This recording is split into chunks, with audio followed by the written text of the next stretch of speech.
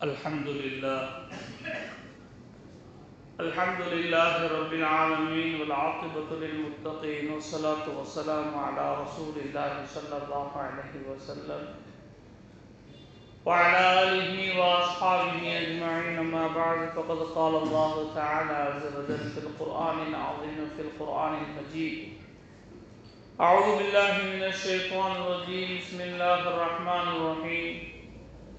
حرمت عليكم الميتة والدم ولحم الخنزير وما أهل لغير الله به والمنخنقة والموقوذة والمتردية والنطيحة وما أكل السبع إلا ما ذكيتم أو كما قال الله تعالى. பெருமைக்குரிய அல்லாஹ் நல்லடியார்கள், அன்பான ஜமாத்தார்களே, திருக்குர்ஆனிலே இன்றோடு கிட்டத்தட்ட 6.25 ஜுசுகள் நிறைவடைந்து விட்டன. குர்ஆனில் உள்ள பெரிய பெரிய சூறாக்கள் ஆரம்பமாக இருக்கக்கூடிய ஜுசுக்களிலே வரும். அதன் அடிப்படையில் இன்று நேற்று மீதமாக இருந்த சூரத்துன் நிசாவுடைய கால் ஜுசுவும், இன்று அல் மாஇதா என்று சொல்லக்கூடிய ஒரு பெரிய சூறாவை கொஞ்சம் இன்னும் அதில் ஒரு காஜு இருக்கிறது. அடிப்படையில் இன்று ஓதி முடிக்கப்பட்டது. ஏராளமான படிப்பினைகள், ஏராளமான சட்ட திட்டங்கள் இந்த சூறாவிலே அல்லாஹு தஆலா நமக்கு படிப்பினையாக சொல்லியிருக்கிறார். அதில் இந்த சூறாவுடைய ஆரம்பமாக ஓதப்பட்ட அத்தியாயம் ஹுர்ரிமத் அலைக்குமுல் மைதா. முஃமின்களே, தானாக செத்ததும் அல்லாஹ்வுடைய கிருபையை கொண்டு உணவு என்பது அல்லாஹு தஆலா பொதுவாக இறைச்சிகளை கொண்டு உணவு உண்பது, அந்த இறைச்சி ஹலாலானதாக இருக்க வேண்டும். இறைச்சி ஹலாலானதாக இருக்க வேண்டும். அறுக்கிறவர் யாரா இருக்கணும்? பாயா இருக்கணும். வெறும் தொப்பி மட்டும் போட்டால் செல்லாது. அறுப்பவர் தொப்பி அணிந்திருக்கிறாக இருக்க வேண்டும், முஸ்லீமாக இருக்க வேண்டும், ஈமான் ஏற்றுக்கொண்டு இருக்க வேண்டும். அறுக்கும் பொழுது பிஸ்மில்லா அல்லாஹு அக்பர் என்று சொல்லி அறுக்க வேண்டும். ஆனால் இன்றைய காலகட்டத்தினுடைய அந்த கறிக்கடைகள் வியாபாரத்தை பெருக்க வேண்டும், வியாபாரத்தை அடுத்த கட்டத்திலே கொண்டு போகின்ற நோக்கத்தில், அதாவது ஸ்பீடில், வேகத்தில் என்ன செய்கிறாங்கன்னா, அது பிஸ்மில்லா சொல்லி அறுக்கிறாங்களா அல்லது அறுக்கிறவர் பாயா இருக்காரா இல்லையா நமக்கு, ஏன்னா நம்மளே அவசரமாக தான் போய் வாங்குகிறோம். எப்படி நம்மளே ஒரு அவசரத்தில், ஒரு பதட்டத்தில் போய் அப்படி தானே போகிறோம். சரி, அப்போ கண்டிப்பாக இறைச்சியாக இருந்தால், அது கோழியாக இருக்கட்டும், ஆடாக இருக்கட்டும், நம்மள ஒரு பேர் வச்சுருக்கோமே, பெருசா, என்னது பெருசு, அது மாடுன்னு அழகான பேர் இருக்கு.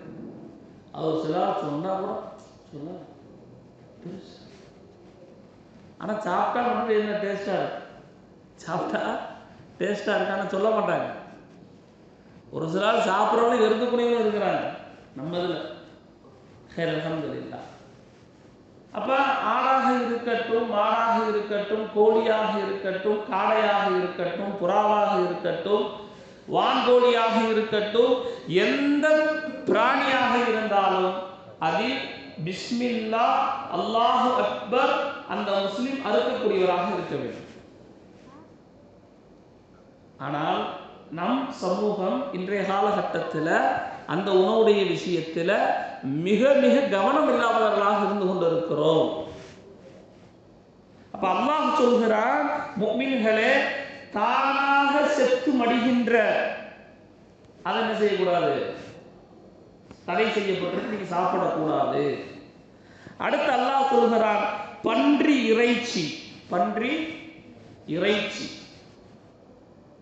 உலகத்திலேயே அதிகமாக உண்ணப்படுகின்ற உணவு எதுன்னு சொன்னா பன்றியுடைய இறைச்சி. நீங்க போய் கூகுள்ல போய் சர்ச் பண்ணி பார்த்தீங்கன்னா எல்லா நாடுகளிலும் பன்றியுடைய இறைச்சி என்ன செய்யுங்க. அல்லாஹ் ஹராமாக்கி இந்த நிலைமை, ரப்பு ஹராமாக்கிய இந்த நிலைமை. அதற்கு பிறகுதான் என்னது மாடு வருது, அதற்கு பிறகுதான் ஆடு வருது, அதற்கு பிறகுதான் கோழி வருது. சும்மா அதை அடிச்சுனா விடலைங்க. நீங்க போய் சர்ச் பண்ணி பார்த்தீங்கன்னா உலகத்திலேயே அதிகமாக மேலை நாடுகள்ல எல்லாம் பன்றியுடைய இறைச்சி தான் கொடுத்து உண்ணப்படுகிறது. அதை அல்லாஹு தஆலா ஹராமாக ஆக்கி வைத்திருக்கிறார். அடுத்து அல்லாஹு தஆலா வத்தமு இரத்தத்தை ஹராமாக ஆக்கி வைத்திருக்கிறார். போங்க சுங்கம்பள்ளியை கிராஸ் பண்ணாலே அந்த குண்டான்ல என்ன இருக்கும் சார் சொல்லுங்க. அதை போய் கீழே கொட்டலாமா? அதை போய் கீழே கொட்டலாமா? நம்ம சமூகம் விற்கிது. சொல்ல போனால் நம் சமூகத்தில் சிலர் உண்ணக்கூடியவர்கள் இருக்கிறார்கள். மதுரைக்கான பேர் வச்சா அதுக்கு ரத்த சாப்பிடக்கூடியவர்கள் இருக்கிறார். அல்லாஹ் மனைவி வைப்பார். அல்லாஹ் ஹராமாக ஆக்கி வைத்திருக்கிறார். அது கீழே கொண்டு போய் கொட்டப்பட வேண்டும்.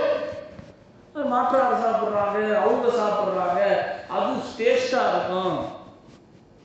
அல்லாஹ் ரத்தத்தை ஹராமாக்கிட்டான். அது கொண்டு போய் கீழே கொட்டப்படுகின்ற உணவு.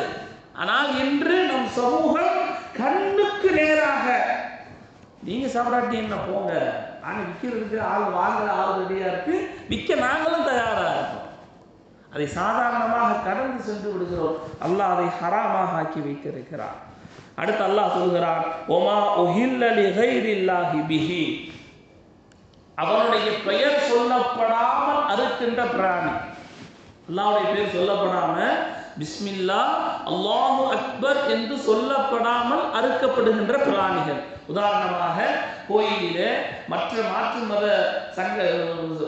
மத கோயில்கள்ல சர்ச்சுகள்ல செய்கின்ற அந்த உணவை நாம் என்ன செய்யக்கூடாது, சாப்பிடக்கூடாது. அடுத்து அல்லாஹ் சொல்கிறான் வல் முன்ஹனிகது, கழுத்து நெரித்து சாகடிக்கப்பட்ட. மற்றவர்கள் நடந்தாலும் தெரியல. சமீப காலத்துக்கு முன்பதாக வீட்டுக்கு காடை வாங்கலாம் சொல்லி போயிருந்தேன். புதூர்ல ஒரு கடையில் எப்பா போனேன். சின்ன பையன் இருந்தான். ஒரு 5 காடை வெட்டுப்பா, ஹலாலான்னு கேட்டேன். அதை பார்த்துட்டு ஹலால் தான் வெளியே போர்டில் தெளிவாக எழுதி போட்டிருக்கா இல்லையா, பச்சை கலரில் எழுதி போட்டிருக்கல ஹலால் தான். சரிப்பா அப்படின்னா அவன் என்ன செய்கிறான், அறுக்குன்னா கழுத்து ஒரு உடை உடைங்கினேன். எதை காதைய கடக்குன்னு ஒரு உடை உடைக்கிறான். அவனை அப்படி நிப்பாட சொல்லிட்டு என்ன பண்ண, எங்க ஓனர் இப்படிதான் என்ன செஞ்சிருக்காரு, அறுக்க சொல்லியிருக்காரு, எல்லாம் செய்ய சொல்லியிருக்காரு. அப்புறம் நான் வாங்கி பிஸ்மில்லா அல்லாஹ் அக்பர் சொல்லி அறுத்து அப்புறம் வீட்டில் போய் வறுத்து பொரிச்சு சாப்பிட்டோம். கவனம் இல்லாமல் இருந்து கொண்டிருக்கிறோம். அவசரத்தில் எப்படிப்பட்ட கறியை வாங்க வேண்டும், உண்ண வேண்டும், ஒரு சத்து கிடையாது. எப்ப அறுக்கிறது பாயா இருக்கணும், பிஸ்மில்லா அல்லாஹு அக்பர் சொல்லி. ஒரு காலம் இருந்தது, ஒரு நேரம் இருந்தது, பள்ளியுடைய இமாமை அழைத்து காலை சுபூத்துட்டு அஜரத்து போய் என்ன செய்வாரு, கிராமங்கள்ல அல்லது இன்னும் சொல்ல போனால் அந்த சுங்கம்பள்ளி மற்ற இடங்கள்லாம் சொன்னா அப்ப யார் அறுப்பா, அஜரத்து மோதினார் என்ன செய்வாங்க, தபா பண்ணுவாங்க, அறுப்பா. அதெல்லாம் என்ன ஆயிடுச்சு, நமக்கு தேவை கறி ரெடியா இருக்கணும், சீக்கிரம் வேணும். யார் அறுத்தா என்ன, யார் செஞ்சா என்ன. அடுத்து அல்லாஹ் சொல்கிறான் வல் மௌகூதத்து, அடிபட்டு செத்து கிடக்கின்ற பிராணிகளை உண்ணுவது ஹராம். அடிபட்டு செத்து கிடக்கு. அடுத்து மேலிருந்து விழுந்து செத்து கொம்பால் முட்டப்பட்டு செத்து கிடக்கின்ற பிராணிகளும் ஹராம். அடுத்து சிங்கம், புலி போன்ற வேற ஒரு மிருகங்களை வதை செய்து சாப்பிடக்கூடிய மிருகங்களையும் சாப்பிடுவது ஹராம். அல்லாஹ் நல்லடியார்களே, எப்ப நான் சாப்பிடுகின்ற உணவு ஹலாலாக இருக்குமோ அப்போதுதான் அல்லாஹு தஆலா நம்மளுடைய வணக்கங்களையும் இபாதத்துகளையும் ஏற்றுக்கொள்கிறார். இல்லாட்டி இந்த செவத்தை விட்டு மேலேயே போகாது. நம்ம சாப்பிட்ற சாப்பாடு ஹலாலா இருக்கணும், நம்ம சம்பாதிக்கிற சம்பாத்தியம் ஹலாலா இருக்கணும், உடுத்துகின்ற உடை ஹலாலாக இருக்கணும். இந்த 3 நிபந்தனைகளும் இல்லையோ அல்லாஹு தஆலா என்ன தொழுதாலும் அழுதாலும் புலம்பினாலும் அல்லாஹு தஆலா நம்முடைய அமல்களை ஏற்றுக்கொள்ள மாட்டார். அன்பான ஜமாத்தார்களே, தாய்மார்களே, மிகவும் கவனமாக இருக்க வேண்டும். நாம் குறிப்பாக இறைச்சியுடைய விஷயத்தில் சமூகம் மிக மிக பலகீனமாக இருக்கிறார். அதே போல தடை செய்யப்பட்ட உறுப்புகள் இருக்கிறது. ஆடா இருக்கட்டும், மாடா இருக்கட்டும், கோழியா இருக்கட்டும், ரத்தம் சாப்பிடக்கூடாது. அதோட அந்த ஆண் கூறி பெண் கூறி சாப்பிடக்கூடாது. பித்தப்பை சாப்பிடக்கூடாது. அதோட ஆட்டுடைய அந்த விதை பந்துகள் அதை சாப்பிடக்கூடாது. மதுரைக்கார அம்புட்டையுமே என்ன பண்ணி வச்சிருக்கீங்க, அறுத்து பொறிச்சு விளம்பரத்தில் வருது, அம்புட்டு காமிக்கிறது எல்லாமே. நல்ல வேலை தோல் மட்டும் டேஸ்டா இல்லை. தோல் மட்டும் டேஸ்டா இருந்துச்சுன்னா அதையும் என்ன பண்ணிருப்பேன், எதையாவது கண்டுபிடிச்சி அதுக்குள்ள தக்காளி வெங்காயத்தை போட்டு முட்டையை போட்டு கொத்தி எதாவது பண்ணி வச்சிருக்கோம். இந்த நம்ம பிள்ளைங்க இந்த வீடியோ எடுக்கிறவன், சாப்பாட்டை போய் வீடியோ எடுக்கிறவன் ஒரு குரூப் இருக்கானு நம்ம பிள்ளைகள்ல போய் அதை போய் சாப்பிட்றான், சாப்பிட்டு வீடியோ எடுத்து போடுறான். நம்ம என்ன செய்யுங்க, மாஷா அல்லாஹ் ஆட்டோடைய விதைப்பந்து மிகவும் சுவையாக இருக்கிறது. என்ன செய்ய, அல்லாஹ் நம்முடைய அமல்களை எப்படி ஏற்றுக்கொள்வார்? தடை செய்யப்பட்ட உறுப்புகளை அது கொண்டு போய் குப்பைக்கு போக வேண்டிய உணவு, அதை நம் சமூகம் எடுத்து அதை ஒரு பேஷனாக, அதை கவனம் இல்லாதவர்களாக நாம் இருந்து கொண்டிருக்கிறோமே. அல்லாஹ் நம் அனைவரையும் பாதுகாப்பானாக. இனியாவது கவனத்தில் கொள்வோம். ஒண்ணுமே போய் கேட்க வேண்டாம்.